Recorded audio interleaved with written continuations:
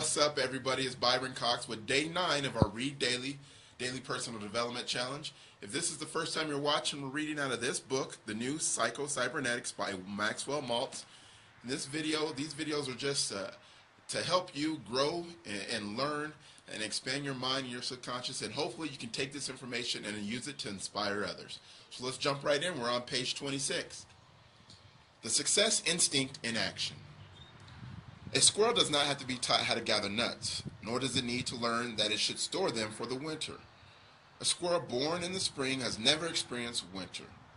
Yet, in the fall of the year, it can be observed busily storing nuts to be eaten during the winter months when there will be no food to be gathered. A bird does not need to take lessons in nest building, nor does it need to take courses in navigation. Yet birds navigate thousands of miles, sometimes over open sea. They have no newspapers or TV to give them weather reports, no books written by explorer or pioneer birds to map out for them the warm areas of the earth. Nonetheless, the bird knows when cold weather is imminent and the exact location of a warm climate, even though it may be thousands of miles away. In attempting to explain such things, we usually say that animals have certain instincts to guide them. Analyze all such instincts and you will find they assist the animal to successfully cope with its environment. In short, animals have a success instinct. We often overlook the fact that humans also have a success instinct, much more marvelous and much more complex than that of any animal. Our Creator did not shortchange us. On the other hand, we are especially blessed in this regard. Animals cannot select their goals. Their goals, self-preservation and procreation, are preset, so to speak. And their success mechanism is limited to these built-in goal images, which we call instincts. Humans, on the other hand, have something animals haven't: creative imagination. Thus, humans of all creatures are more than creatures. They are also creators. With imagination, they can formulate a variety of goals. They alone can direct their success mechanism by the use of imagination or imaging ability. You might say that animals are hardwired, and that is that. But we operate with software and can continually alter our input. Thus, a formula emerges. Let me show you the formula real quick on that page. Right there. Is you, as creator of your own life experiences, all divided by 1, conscious mind decision, plus 2, imagination communicates goal target, to 3, self-image equals number 4, or work order, instructions to servo mechanism. We often think of creative imagination as applicable only to poets, inventors, and the like. But imagination is creative in everything we do.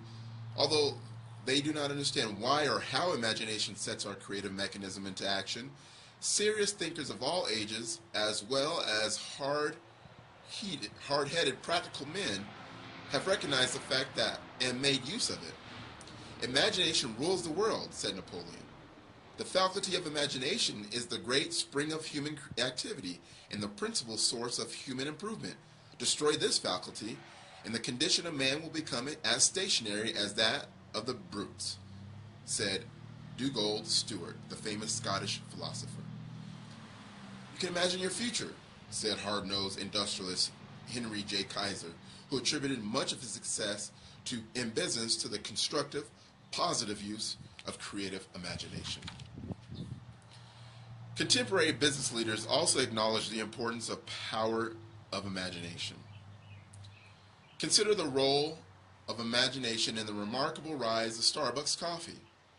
In his book, Pour Your Heart Into It, How Starbucks Built a Company One Cup at a Time, its CEO, Howard Schultz, talks of strolling the trees of Italian towns and having his imagination captured by the little sidewalk coffee or espresso bars, packed with happy people, infused with energy, even romance. Schultz saw an opportunity, as he puts it, to reinvent a routine coffee. He noted, if it captures your imagination, it will captivate others. The Starbucks shop you visit today is a result of Schultz's imaginative efforts to replicate the romantic, happy experience of the Italians and their espresso bars in your downtown or your shopping center. Mr. Schultz writes, every Starbucks store is carefully designed to enhance the quality of everything the customers see, touch, hear, smell, or taste. What's the first thing you notice when you approach a Starbucks store? Almost always, it's the aroma. Aroma triggers memories more strongly than any of the other senses, and it obviously plays a major role in attracting people to our stores. Keeping that coffee aroma pure is no easy task. He goes on to describe how they banned smoking before it became the norm and do not sell certain foods in deference to the purity of the aroma, how they carefully select only certain kinds of background music over which the hiss of the espresso machine and the swish of the metal scoop shoveling out fresh beans can be heard, and on and on. Such intense attention to every minute detail requires imagination. Howard Schultz's creation of the Starbucks experience echoes the phenomenal imagination to reality leadership of Walt Disney. Pick just about any Disney attraction and look closely, and you will notice amazing attention to detail born of the imagination. Former Disney confidant and creative thinking consultant to companies like Apple Computer and GE, Mike Vance gives us the insight into the creation of the Blue Bayou restaurant inside Disneyland, then replicated at Disney World in his book, Think Outside the Box. And it reads, if you were designing a restaurant with the New Orleans theme, the Blue Bayou restaurant, what would you picture in your mind? The Louisiana Bayou country, shadowy swamps, and what else? No shadowy, mysterious swamp is complete without fireflies darting about. What about the distinctive aromas lingering in the air of the old New Orleans? Roasting coffee with chicory adulterating the brew adds to the unmistakable ambiance of the French Quarter. The chicory aroma of fresh coffee was circulated through the restaurant's air conditioning system. The strains of that Dixieland band in the background combined with the distinctive sounds of crickets chirping and a lone banjo picking out a lazy melody in the distance. Mike notes that you may not identify each of these and other details, but that combined they transport you to a different place and time. Virtually every person who visits Disneyland or Disney World once, as a child or adult, returns more than once, a 100% retention of customers. It is no happy accident. It is imagination power put to the most practical of uses for corporate profit. Of course, many people waste much of their imagination power flittering it away on aimless daydreaming and fantasy with no real appreciation for what it might do if applied purposefully. The sun's light, diffused, is gentle warmth, directed through a magnifying glass in a certain way. It is incendiary. The imagination, aimless, may provide pleasant entertainment.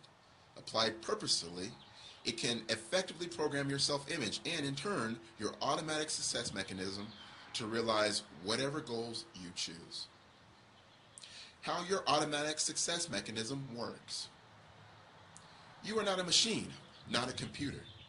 But in a very real sense, you have an awesomely powerful computer-like success machine at your disposal. Your physical brain and nervous system make up a servo mechanism that you use and that operates very much like a computer, a mechanical goal-seeking device.